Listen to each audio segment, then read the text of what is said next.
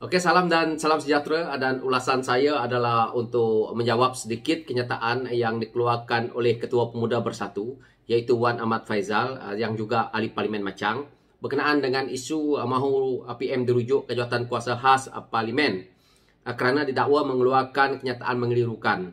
Yang mana saya lihat daripada kenyataan beliau, bahawa beliau mengatakan bahawa surat yang dikeluarkan untuk kuasa melulus ataupun membatalkan itu ada juga kepada Menteri Kewangan.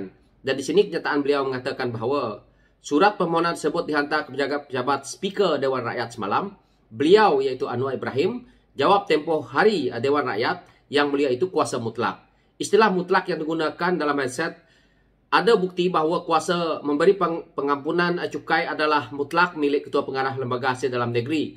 Ini tidak benar.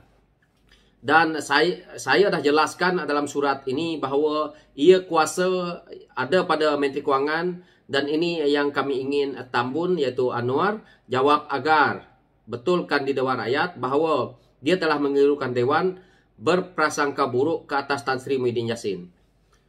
Berprasangka buruk terhadap Tan Sri Muhyiddin Yassin. Okey, jawapan saya dengan isu ini kepada Ketua Pemuda Bersatu ni yang konon-kononnya nak menunjukkan beliau ni cerdik. Yang pertama, ya, apabila isu yang melibatkan Presiden Parti Bersatu ini, yang melibatkan isu percukaian Yayasan Al-Bukhari ini, Lim Guan Eng tidak bersuara pun dalam isu ini.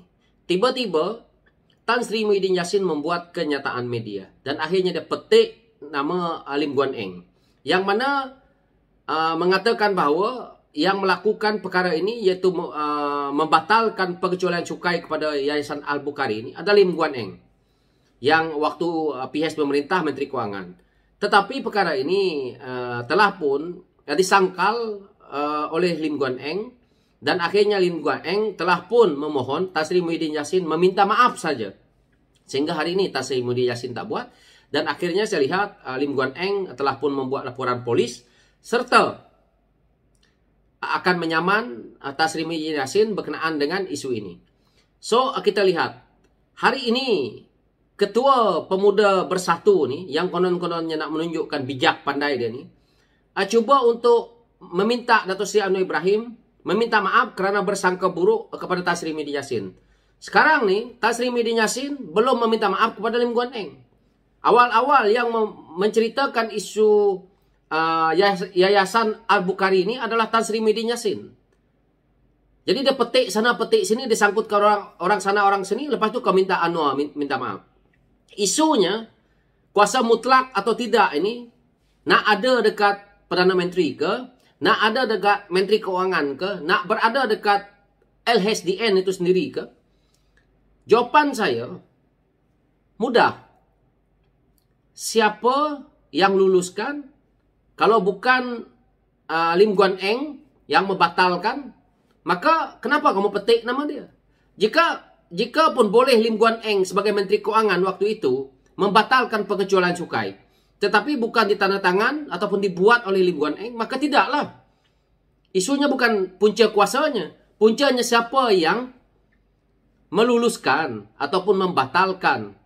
Jadi mudah saja perkara itu, tetapi kenapa Ketua Pemuda Bersatu ini memusing sana, memusing sini, dan akhirnya cuba nak meminta Datuk Seri Anwar Ibrahim meminta maaf kerana berprasangka buruk kepada Tan Sri Muhyiddin Yassin.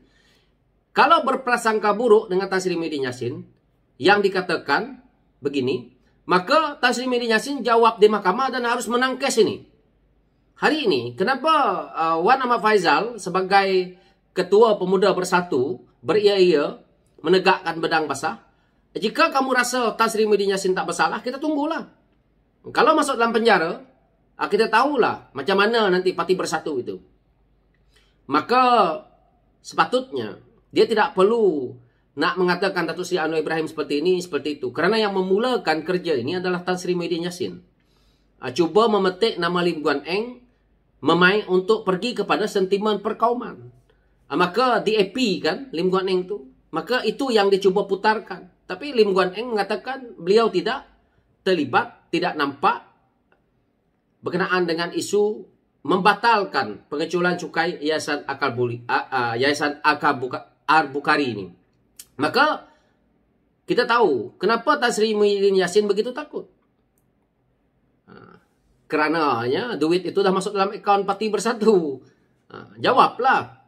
Jadi ini sekarang nih salah guna kuasa, penyelewengan, dah tentu dah, rasuah, dah tentu dah dalam tangan. Jadi hari ini sebaiknya Wan Ahmad Faizal memberitahu diri sendiri, presiden kamu sendiri, jangan berprasangka buruk. Hari-hari Ketua Pemuda Bersatu ini bersangka buruk dengan kerajaan. Kamu minta peruntukan juga. Manusia nih, yang saya tengok, Ketua Pemuda Bersatu nih, nak menjadi seorang ahli parlimen atau nak mencari glamour dalam hidup untuk nak ditonjolkan kepada rakyat. Kalau kita tidak cerdik, tapi kita menunjukkan saudara kita yang begitu cerdik, ada lagi orang yang lebih cerdik yang melihat kebodohan kita. Jadi kita tak perlu nak menunjukkan kebodohan nyata kita itu kepada rakyat untuk ditonton. Karena kenyataan yang kamu buat ini tidak penting kepada rakyat. Apa yang rakyat mahu, kalau nak dengar pun, adalah benda ini, siapa yang sign? Kelulusan siapa? Siapa yang batalkan pengecualian itu? Umpamanya macam tu. Jadi, kalau Lim Guan Eng yang kamu petik nama, dah mengatakan bahawa beliau tidak pernah membuat ataupun tidak pernah membatalkan pengecualian cukai kepada Yayasan Al-Bukhari, tutup case-nya di situ tau. Maka, Tan Sri Muhyiddin Yassin, kalau masih berdegil, mengatakan Lim Guan Eng yang membuat surat itu, tunjuk surat bukti kepada masyarakat, rakyat di luar sini. Seperti mana kamu buat kenyataan media seolah-olah Lim Guan Eng yang lakukan itu. Jadi kita rakyat ada bukti. Tapi kenyataan Tan Sri Muhyiddin Yassin sampai hari ini pun kita tak nampak. Dan akhirnya Lim Guan Eng sendiri dah buat laporan polis. Itu yang saya kata tadi. Dan akhirnya masuk kes mahkamah. Sekarang nih, siapa yang berprasangka buruk? Siapa yang juga berniat busuk? Berniat buruk? Dah tentu pemimpin kanan kamu, yaitu pengurusi kamu ataupun presiden kamu. Termasuk kamu pula nak mengheret Datuk Seri Anwar Ibrahim dalam isu ini. Jadi isu kuasa mutlak atau tidak ini tidak dah penting dah. Jadi jangan dia main putar alam. Hari ini, kalau kawan-kawan tengok perangainya Ketua Pemuda Bersatu ni bersilat lidah seperti orang hilang akal pada saya. Sepatutnya seorang ahli parlimen tidak berwatak seperti ini. Cek balik live parlimen, anda boleh tengok perangainya. Beliau mengatakan bahawa beliau tidak melakukan laporan polis yang baru-baru ini.